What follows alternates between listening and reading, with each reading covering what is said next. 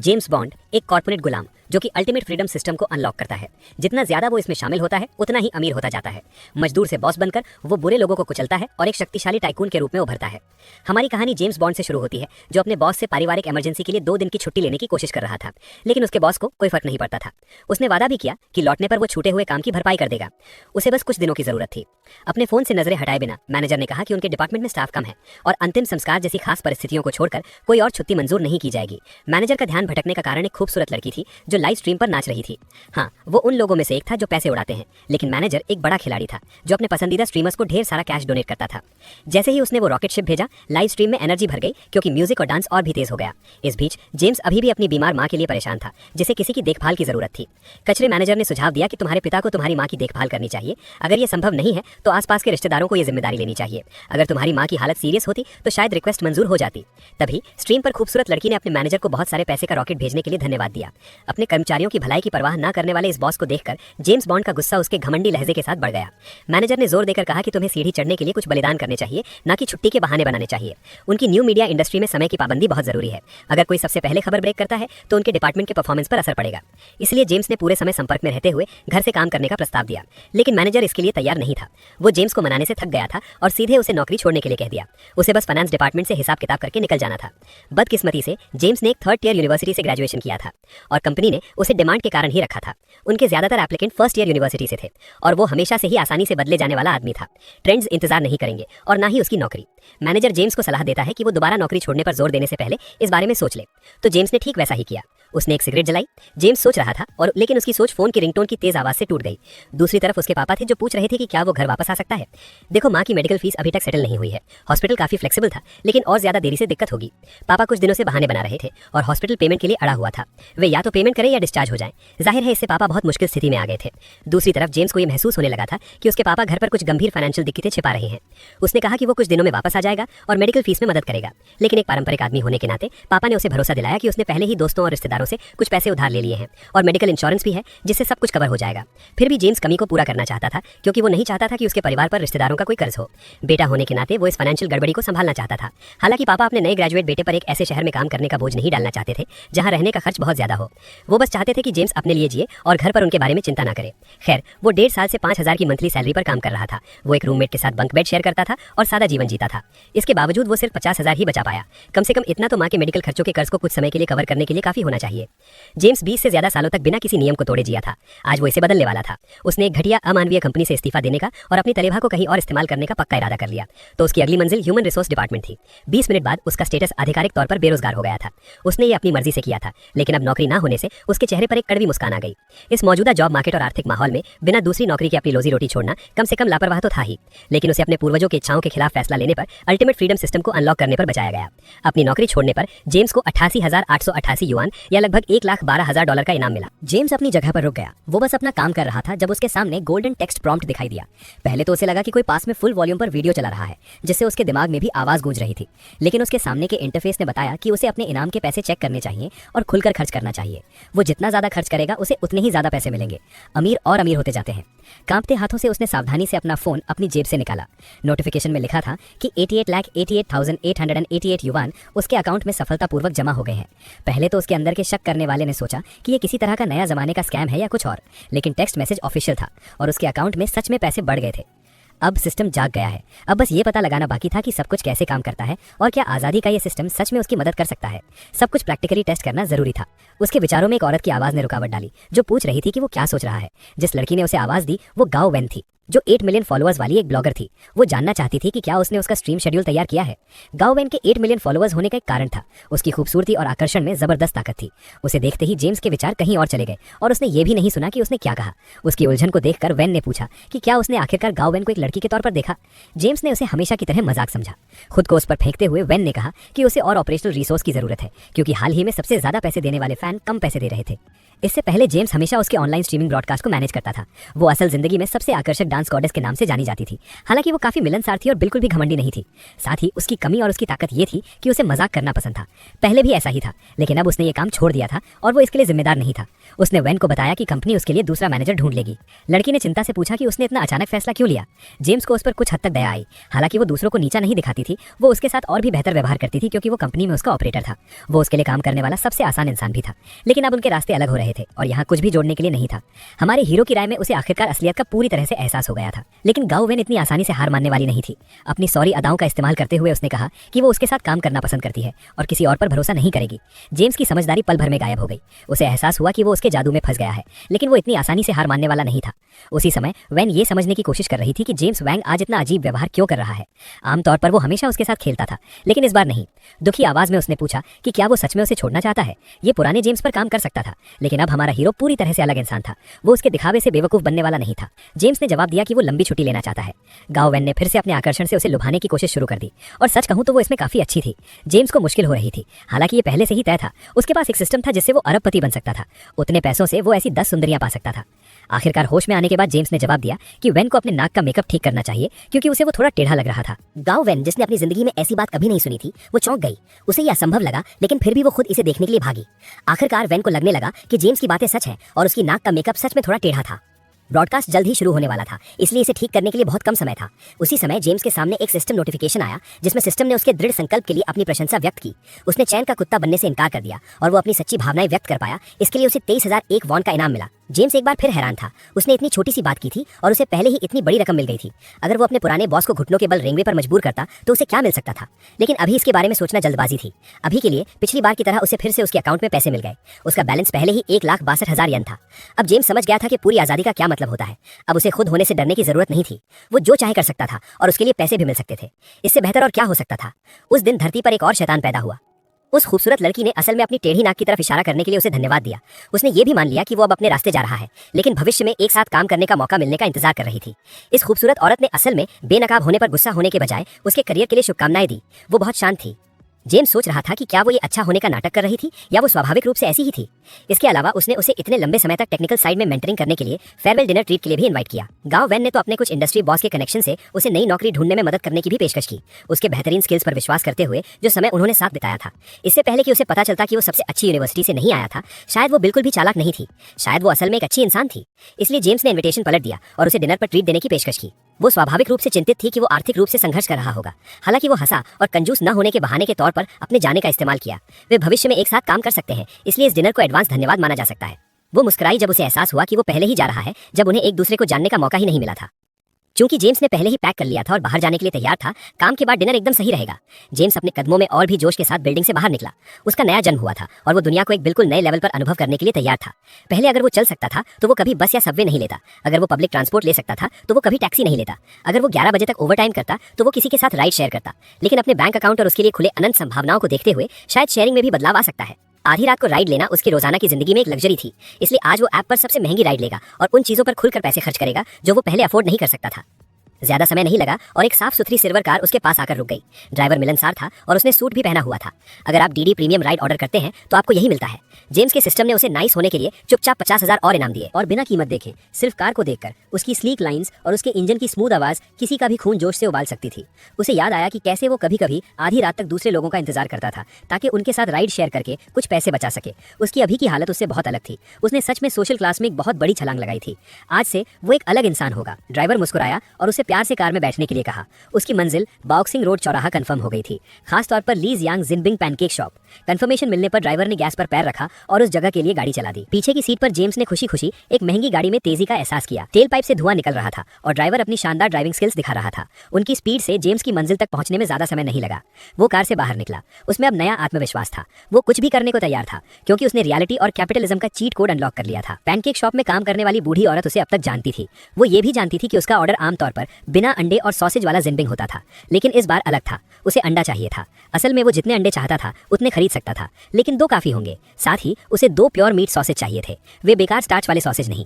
उसके आसपास के लोग उसके महंगे ऑर्डर से इंप्रेस थे। जब जेम्स की महीने की सैलरी 5000 थी तो वो 800 किराए पर खर्च करता था और खाने पर रोज 20 युआन खर्च करता था। 8 युआन का प्लेन जिनपिंग ने उसे कई बार भूख से बचाया था, लेकिन उसने कभी अंडे डालने की हिम्मत नहीं की। आज वो सब कुछ कर सकता था और एक खाने पर खूब पैसे खर्च कर सकता था।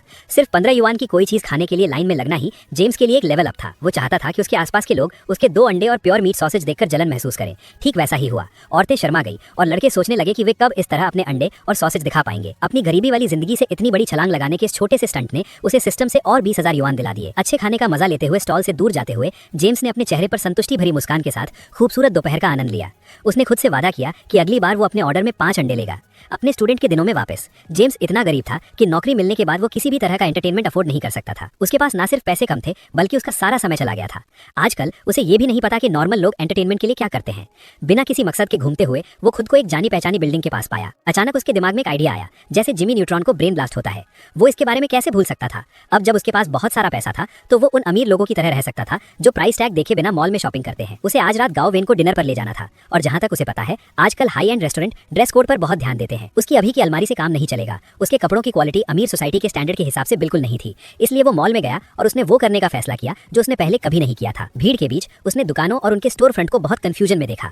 वो अनजाने में उन बड़े मॉल्स में से एक में घुस गया था जो लग्जरी की खुशबू से भरे थे। हर दुकान पर इंग्लिश में ब्रांड के नाम लिखे थे और उसे मुश्किल से समझ आ रहा था कि वो क्या देख रहा है। जेम्स इस जगह पर पैसे उड़ाने के इरादे से आया था और अब उसे ये भी नहीं पता था कि कहां से और कैसे शुरू करे। उसने तुरंत कोई जाना पहचाना ब्रांड ढूंढने की कोशिश की, जैसे एडिडास, लेकिन उस तरह की दुकानें इस मॉल के स्टैंडर्ड के हिसाब से नहीं थी। जेम्स ने खुद को एक गंवार की तरह बेवकूफी से इधर उधर देखने से रोका। अपने चीट कोड और लाइफ के बावजूद वो अभी भी छोटी सोच वाली चीजें देख रहा था, जबकि वो बिना किसी नतीजे की परवाह किए सब कुछ कर सकता था। वो लुइस वुइटन के प्रीमियम दिखने वाले स्टोर फ्रंट से अट्रैक्ट हुआ। स्टोर के अंदर मौजूद अटेंडेंट ने नए कस्टमर पर ध्यान दिया और जेम्स की मदद करने का काम एक दूसरे पर टाल दिया। सीनियर अटेंडेंट ने जेम्स को देखते ही पहचान लिया जैसे ही वो अंदर आया।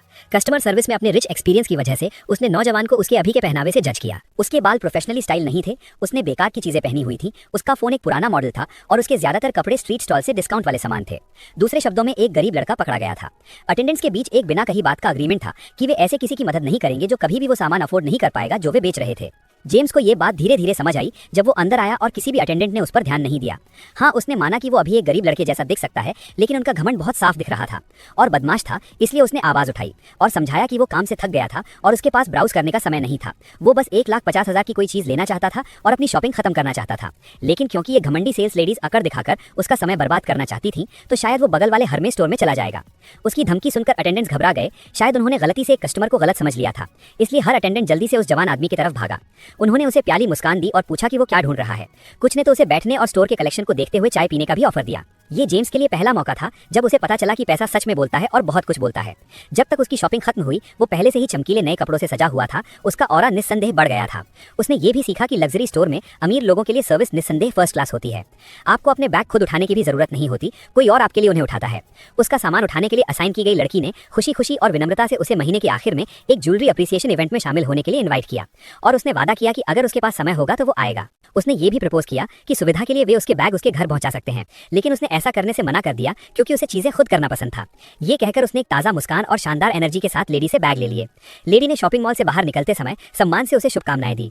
शिंग वोंग ने कुछ लेडीज को एलवी और हर्मेस जैसे बड़े लग्जरी ब्रांड्स खरीदने में असमर्थ होने के बारे में बात करते हुए सुना। उसने अपने वार्डरोब के सामान को देखा और मुस्कुराया।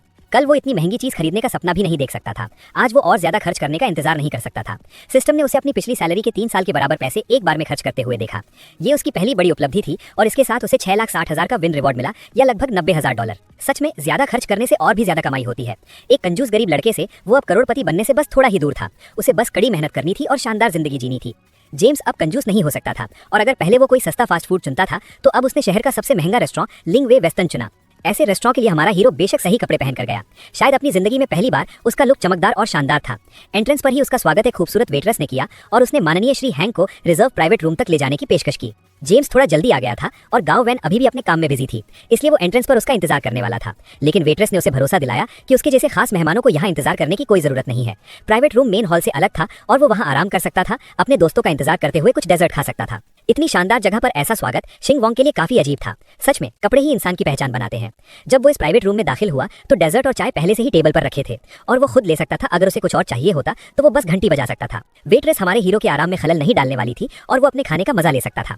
प्राइवेट रूम से नजारा सच में बहुत शानदार था। शाम का शहर खासकर बहुत अच्छा लग रहा था। ये पहली बार था जब जेम्स ने शहर को 40वीं मंजिल की ऊंचाई से देखा था। आज के दिन हमारे हीरो को पक्का यकीन हो गया था कि जब तक किसी के पास पैसा है वो सबसे अच्छी सर्विस का मजा ले सकता है। और इससे भी बड़ी बात यह है कि जब तक आपके पास पैसा है आप ऐसी ऊंचाइयों पर खड़े हो सकते हैं जहां दूसरे नहीं पहुंच सकते। अब शिंग वोंग की वो सभी पुरानी कल्पनाएं और सपने आखिरकार सच हो सकते थे। लेकिन इन सबसे पहले उसने जल्दी से घर कुछ पैसे ट्रांसफर किए, थोड़ा सा, ताकि उसके पिता को झटका न लगे। ये सिर्फ 1 लाख थे। अगर उसके पिता को पैसे के सोर्स के बारे में कोई सवाल होता तो हमारा हीरो आसानी से ये कह सकता था कि ये पार्ट टाइम जॉब से बचाए हुए पैसे हैं। ये बात मानने लायक होती और उसके माता पिता को ज्यादा शौक नहीं लगता। जब हमारा हीरो रेस्टोरेंट में आराम कर रहा था तब गाओ वेन पसीना बहा रही थी और कड़ी मेहनत कर रही थी। वो कस्टम डांस कर रही थी और डोनेशन की बारिश हो रही थी, जिससे उसे आराम करने का समय नहीं मिल रहा था। उसके ब्रॉडकास्ट पर इतने ज्यादा व्यूज आने का एक कारण था। आप जानते हैं मेरा मतलब क्या है। जेम्स ने लोकेशन और रेस्टोरेंट का नाम भेजा, लेकिन जाहिर है उसने मैसेज नहीं पढ़े क्योंकि वो लाइव स्ट्रीमिंग कर रही थी। फैंस उसे एक के बाद एक डोनेशन रॉकेट भेज रहे थे और गाओ वेन उन सभी की शुक्रगुजार थी। लेकिन अब इसे खत्म करने का समय था।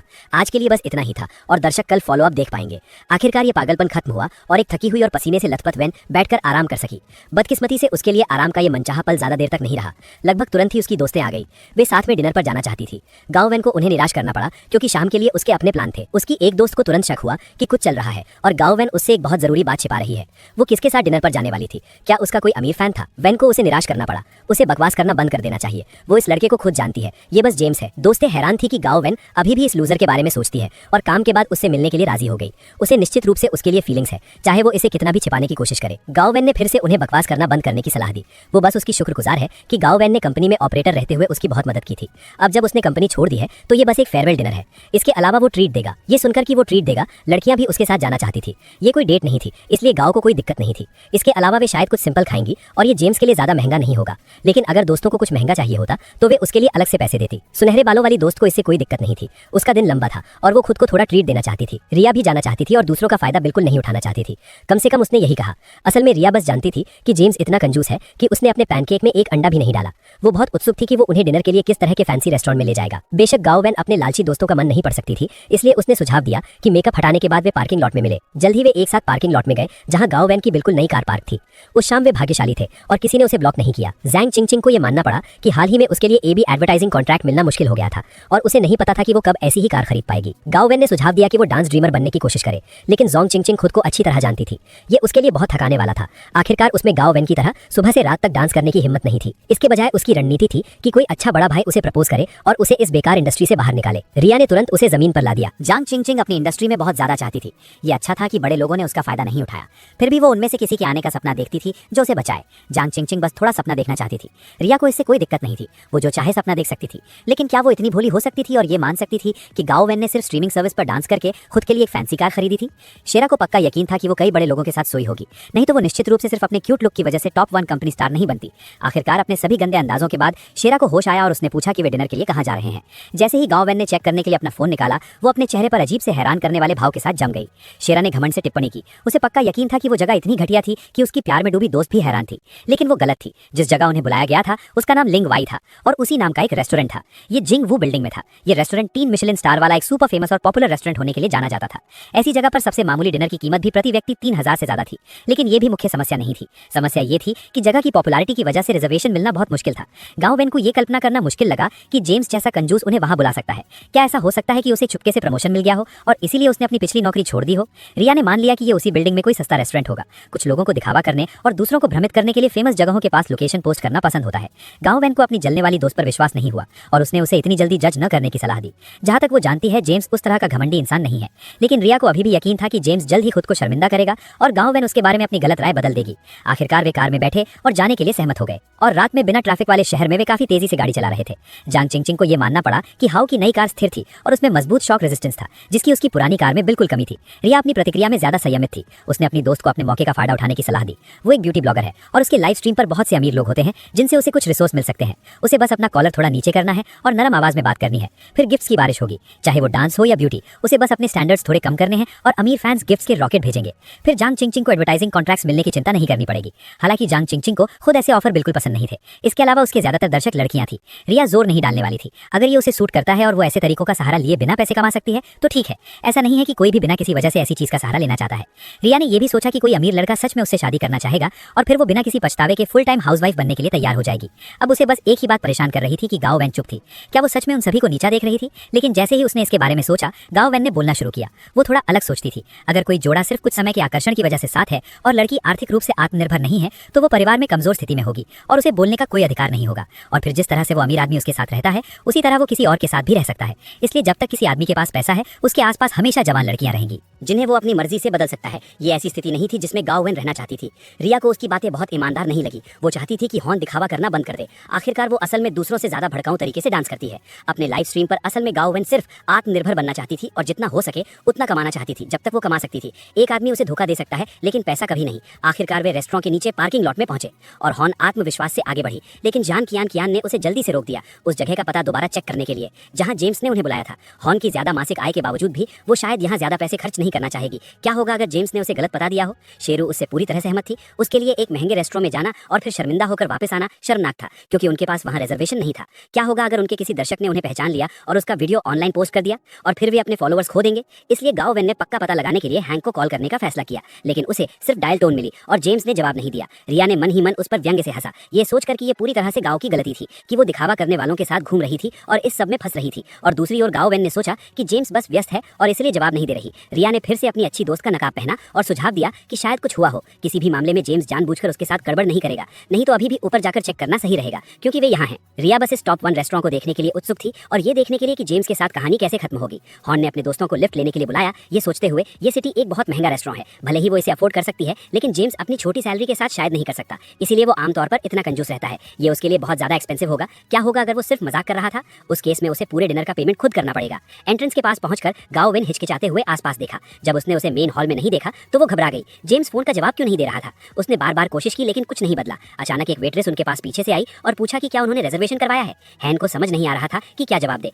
लेकिन रिया ने आत्मविश्वास से जवाब दिया, हाँ। अब गाओ वैन के पास कोई चारा नहीं था सिवाय ये कहने के कि रिजर्वेशन जेम्स बॉन्ड के नाम पर होना चाहिए। रिया ये जानकर खुश हो रही थी कि उसकी कंपनी में एक ऑपरेटर की सैलरी सिर्फ 5000 है। इस रेस्टोरेंट में एक डिनर में उसकी 3 महीने की सैलरी लग सकती है और वो ये देखने का इंतजार नहीं कर पा रही थी कि हैन इस कड़वी सच्चाई का सामना कैसे करेगी। लेकिन अचानक उसकी सभी उम्मीदों के विपरीत वेट्रेस ने उन्हें अपने पीछे आने के लिए कहा क्योंकि मिस्टर जेम्स लंबे समय से उनका इंतजार कर रहे थे। रिया बस शॉक रह गई, क्या ये सच में सच है? जैसे ही वेट्रेस उन्हें उस प्राइवेट रूम में ले गई जहां जेम्स उनका इंतजार कर रहा था, रिया ये देखकर जल रही थी कि गाओ वैन कितनी लकी है। कंपनी उसे रिसोर्स देती है और उसने टॉप 1 की पोजीशन पर मजबूती से कब्जा कर लिया है। सबको बहुत पीछे छोड़ दिया है। शेरा को खुद दूसरी पोजीशन से संतोष करना पड़ा। लेकिन जैसे कि ये काफी नहीं था, हर तरह के लोग हैं जो गाओ वैन का ध्यान खींचने की कोशिश कर रहे हैं। यहाँ तक कि जेम्स जैसा लूजर भी उसके लिए इतना खर्च करने को तैयार था। रिया को यकीन था कि आखिर में उसके पास न पैसे बचेंगे न कोई लड़की, लेकिन वो चाहती थी कि काश वो हैन की जगह होती। लेकिन फिर रिया निश्चित रूप से किसी ऐसे व्यक्ति को मौका नहीं देती जो अमीर होने का दिखावा करता है। वेट्रेस उन्हें लिफ्ट तक ले गई और उन्हें सबसे ऊपरी मंजिल पर भेज दिया। अब जान कियान को सच में चिंता होने लगी कि हो सकता है कि उसी नाम का कोई और व्यक्ति वहां उनका इंतजार कर रहा हो। उसके लिए ये सोचना भी मुश्किल था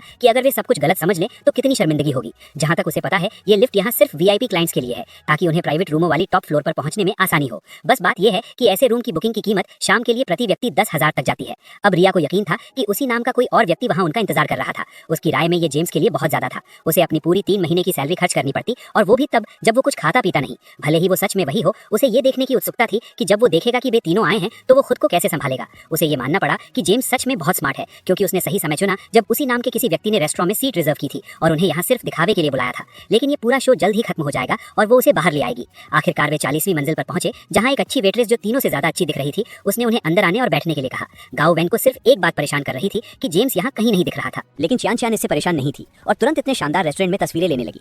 लॉबी में तस्वीरें लेने की इजाजत नहीं थी लेकिन प्राइवेट कमरों में तस्वीरें लेना अभी भी मुमकिन था। चियान ने तय किया कि चाहे वे आज रात यहाँ खाना खाएं या नहीं, अगर वो अच्छी तस्वीरें ले पाती है तो इसे एक अच्छी रात माना जाएगा, जैसे कि उसने यहाँ खाना खाया हो। रिया ने उसके उत्साह में साथ नहीं दिया और उसे उसके साथ शामिल होने की कोई जल्दी नहीं थी। चियान बाद में ये तस्वीरें पब्लिश करने वाली थी। आखिरकार किसी को पता नहीं चलेगा कि वो किन हालात में यहाँ आई थी। वैसे भी रिया अभी भी संतुष्ट नहीं थी। उसे अभी भी लगता था कि जेम्स सिर्फ एक बदमाश है जिसने मेहमानों को बुलाया और खुद नहीं आया। जैसा कि उसने उम्मीद की थी, चियान चियान ज्यादा अच्छा समय बिता रही थी, ये पहचानते हुए कि उसने अपनी जिंदगी में कभी इतने महंगे रेस्टोरेंट में खाना नहीं खाया था, और ये महसूस करते हुए कि उसे शायद दूसरा मौका ना मिले। उसने ज्यादा तस्वीरें लेने के लिए इसका पूरा फायदा उठाया। आखिरकार रिया का सब्र खत्म हो गया और उसने गाउवेन से पूछा कि जेम्स ने उससे क्या कहा था। वो नहीं चाहती थी कि उसकी दोस्त खुद को बेवकूफ बनाए अगर ये कोई गलतफहमी निकली। गाउवेन को भी शक होने लगा था कि एक आम ऑफिस वर्कर ऐसी जगह खाना खाने का खर्च उठा सकता है। वो जाने ही वाली थी कि एक वेट्रेस एक दरवाजे पर आई और मिस्टर जेम्स को जगाने लगी जो वहां सो रहे थे। रिया खुश हुई कि उसे पता था और अब गाउवेन की बेइज्जती होगी, लेकिन जेम्स ने उसकी सारी उम्मीदों पर पानी फेर दिया। वो बस उनके लिए इतनी देर तक इंतजार कर रहा था कि उसे नींद आ गई, और जब वो उठा तो उसने 4-5 मिस कॉल देखे और अब उसे उम्मीद थी कि उन्होंने कम से कम ज्यादा इंतजार नहीं किया होगा। उसके लिए तरसते हुए उसने तुरंत वेट्रेस से लड़कियों को खाना सर्व करने के लिए कहा। एक हुडी पहने गरीब लड़के से डिजाइनर कपड़े पहने अमीर लड़के में उसका रूप बदलना चौंकाने वाला था, खासकर गाउवेन के लिए जिसे समझ नहीं आ रहा था कि क्या कहे। चियान चियान ने तुरंत अंदाजा लगाया कि उसके ब्रांडेड कपड़ों की कीमत काफी ज्यादा होगी। सिर्फ जैकेट की कीमत ही 5 और $5,500 से ज्यादा थी। रिया जलन से जल रही थी और समझ नहीं पा रही थी कि ये लड़का इतना अमीर कैसे हो सकता है। क्या उसे किसी अमीर रिश्तेदार से पैसा विरासत में मिला था? उसे गुस्सा आ रहा था कि ऐसा लूजर इतना किस्मत वाला था, और उसे इस बात पर और भी गुस्सा आ रहा था कि वो खुद को छिपाने में इतना माहिर था। जेम्स ने सबसे पहले गाउवेन को ग्रीट किया और फिर उसकी दोस्तों को। चियान चियान को उसने तुरंत पहचान लिया, लेकिन रिया को नहीं, और उसे अपने परिचय खुद देना पड़ा। बेशक उसने अपने सारे आकर्षण का इस्तेमाल करने की कोशिश की, लेकिन हमारा हीरो बिल्कुल भी प्रभावित नहीं हुआ। उसे ब्यूटी फिल्टर वाला उसका वीडियो याद था और वो हैरान था कि असल में वो इतनी अलग थी। उसे पता था, उसने ये कहकर सफाई दी कि ये आज के उसके हल्के मेकअप की वजह से था, लेकिन अंदर से वो अपनी हार पर बहुत गुस्से में थी। बेशक किसी ने ये नहीं देखा और गाउवेन ने बेफिक्री से समझाया कि वो काम के बाद अपने सहकर्मियों को अपने साथ ले आई थी, लेकिन अगर उसे बुरा लगा तो वे जा सकते हैं। ठीक उसी समय बहुत सारे वेटर बहुत सारी डिश लेकर आए। बेशक रेस्टोरेंट की सबसे महंगी डिश, जिससे गाउवेन काफी हैरान थी। महंगी वाइन देखकर उसे एहसास हुआ कि इस रेट पर वो भी ऐसे डिनर का बिल नहीं दे पाएगी। उसे अभी भी समझ नहीं आ रहा था कि जेम्स क्या कर रहा था और वो इस तरह पैसे क्यों बर्बाद कर रहा था। चियान चियान ने ईमानदारी से बताया कि उसे उससे जलन हो रही थी, क्योंकि उसे जरूर कोई पारिवारिक बिजनेस विरासत में मिला होगा और इसलिए वो अपनी नौकरी छोड़ने का खर्च उठा सकता था और ऐसा फैंसी डिनर कर सकता था। जिस पर गाउवेन कहती है, लेकिन पक्का पता नहीं है। सामने दावत को देखकर जेम्स बहुत निराश था।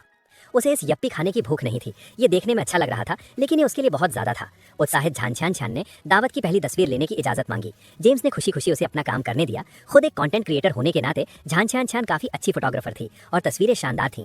स्थिति से परेशान होकर रिया ने गाउवेन से पूछा कि असल में क्या हो रहा है और क्यों इस आदमी के पास इतना कैश है। खैर, गाउवेन और जेम्स कभी भी सच में करीब नहीं थे। काम से जुड़ी चीजों के अलावा उन्होंने कभी बातचीत नहीं की थी। वो कुछ प्रभावी मार्केटिंग कैंपेन्स के लिए जिम्मेदार था। हालांकि उसे सादगी से रहते हुए भी याद था, लेकिन शायद वो सिर्फ एक लो प्रोफाइल व्यावहारिक और अमीर दूसरी पीढ़ी का किसी बड़े ग्रुप का बेटा था। शायद वो नहीं चाहता था कि कोई लड़की खाने का बिल दे, इसलिए उसने अपनी असली दौलत दिखाने का फैसला किया। फिर भी टेबल पर स्वादिष्ट खाने से असंतुष्ट जेम्स ने वेट्रेस को बुलाकर कुछ और देसी खाना लाने का अनुरोध किया। झान छियान ने उत्साह से उसका साथ दिया और सहमत हुई कि महंगे खाने पेट नहीं भरते, वे सिर्फ तस्वीरों के लिए अच्छे लगते हैं। अगर आप एक सोशलाइट हैं तो वेट्रेस ने धीरे धीरे पके हुए black truffle beef ribs, pineapple monkfish liver और कई और विदेशी व्यंजनों के नाम बताए जो बहुत ज्यादा मुश्किल थे। सिर्फ ये नाम सुनकर ही उसकी भूख मर गई थी। वो बस कुछ तेज आंच पर पका हुआ खाना चाहता था। कुछ इंपोर्टेड केकड़ा, इंपोर्टेड बीफ और मेमने के टुकड़े काफी होंगे। लड़कियों ने कभी किसी को इतने महंगे रेस्टोरेंट में इस तरह से ऑर्डर करते नहीं देखा था। नाराज जिन्वो ने बीच में टोकते हुए कहा कि अगर उसे आरामदायक खाना चाहिए था तो उन्हें फ्रेंच रेस्टोरेंट में नहीं आना चाहिए था। उसे लगने लगा था कि वो अमीर परिवार से नहीं आया है, बल्कि उसने हाल ही में दौलत हासिल की है। जेम्स ने अपना ऑर्डर जारी रखा और ग्रिल्ड किडनी और बारबेक्यू सीखे जोड़ दी, जैसे वो किसी स्ट्रीट स्टॉल पर हो। वेट्रेस को जल्दी से माफी मांगनी पड़ी, क्योंकि उसने जोर दिया कि वे सिर्फ रेस्टोरेंट के सेट मेन्यू आइटम ही रखते हैं। तभी जेम्स ने वेट्रेस से कहा, क्या तुम मैनेजर को बुला सकती हो? जिस पर वेट्रेस ने कहा, आप थोड़ी देर वेट करो। लेकिन तभी वेट्रेस शॉक होते हुए कहती है कि ये लड़का मजाक नहीं कर रहा था, और हम देखते हैं कि चश्मा पहने एक मोटा आदमी आया और खुद को उस जगह का मैनेजर बताया। वेट्रेस की तरह उसने भी माफी मांगी, क्योंकि वे एक फ्रेंच रेस्टोरेंट के तौर पर अपना नाम बनाए रखना चाहते थे। उस नौजवान को मना होते देखकर रिया बहुत खुश हुई। मन ही मन जेम्स को गंवार भी कहा।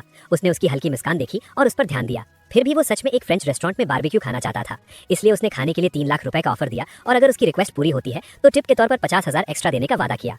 इतनी बड़ी रकम सुनकर मैनेजर को फैसला लेना पड़ा। इतनी अजीब ऑफर सुनकर लड़कियां भी हैरान रह गईं। उन्होंने देखा कि कैसे इज्जतदार मैनेजर एक आज्ञाकारी पिल्ले में बदल गया और वीआईपी से और कोई रिक्वेस्ट पूछी।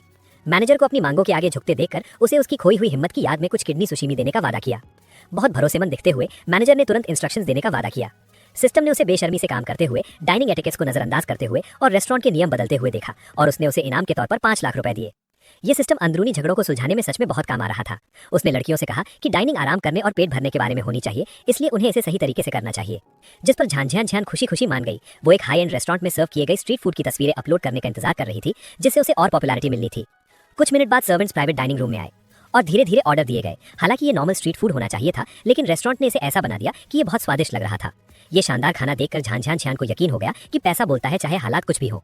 वो बस सबको बताना चाहती थी कि उसने एक 3 स्टार मिशेलिन फ्रेंच रेस्टोरेंट में बारबेक्यू सीख खाई है, जो बीजिंग की सबसे ऊंची बिल्डिंग की टॉप फ्लोर पर है। आखिरकार वीआईपी और औरतों ने अपना डिनर शुरू किया। जब तक वे खाना खत्म करते, सीखें टेबल पर करीने से लगी हुई थी और सीखों पर लगा मांस लगभग पूरा खा लिया गया था। जेम्स बहुत ही नजाकत से अपना मुंह पोंछा और ये कहकर चला गया कि उसे रेस्ट रूम जाना है। जैसे ही वो टेबल से उठा, औरतें अंदाजा लगाने लगी कि वो सच में कितना अमीर है। सिर्फ उसके कपड़ों की कीमत ही कम से कम 22,000 होगी। जेम्स ने ये आइडिया दिया कि वो सिर्फ प्रोडक्शन कंपनी में काम करता था, क्योंकि वो गाओवेन के करीब आना चाहता था। लेकिन उसे लगा कि वो बस लोकी रहने की कोशिश कर रहा था और एक नॉर्मल नौकरी कर रहा था। और अब जब वो बाहर है तो उसे अब कोई फर्क नहीं पड़ता। नॉर्मल लोग जलन महसूस किए बिना नहीं रह सके कि कुछ अमीर दूसरी पीढ़ी के वारिसों को जैसा चाहे वैसा जीवन जीने का मौका मिलता है। बहुत ज्यादा उत्सुक रिया ने गाओवेन से पूछा कि क्या वो खर्च से प्रभावित हुई और क्या उसे जेम्स पसंद आया। अगर तुम कियान कियान से पूछती तो वो जरूर हाँ कहती। सिर्फ डिनर के लिए इतनी शानदार मेहमान नवाजी और खर्च देखकर उसका दिल खुश हो जाता। रिया ने सोचा कि गाओवेन को जेम्स के बारे में पहले से पता होगा और वो उसे अपने पास रख रही थी कि वो अपने टॉप डोनर में दिलचस्पी नहीं ले रही थी, क्योंकि उसकी नजरें शुरू से ही एक बड़ी मछली पर थी। लेकिन उसने कसम खाई कि उसे कोई आइडिया नहीं था, वे साथ काम करते समय भी करीब नहीं थे, उनके बीच कभी कोई प्राइवेट बातचीत नहीं हुई और उसे कोई आइडिया नहीं था कि वो आज रात से पहले इतना अमीर था। उसे बस इतना पता था कि जेम्स का काम करने का तरीका बहुत अच्छा था। वो महत्वाकांक्षी और मेहनती था, अक्सर ओवर टाइम करता था। रिया ने मान लिया कि गाओवेन को सच में कोई आइडिया नहीं था। उसने ये संभावना भी जताई कि ये सब दिखावा नकली था। बहुत से लोग लड़कियों को इंप्रेस करने के लिए अमीर होने का नाटक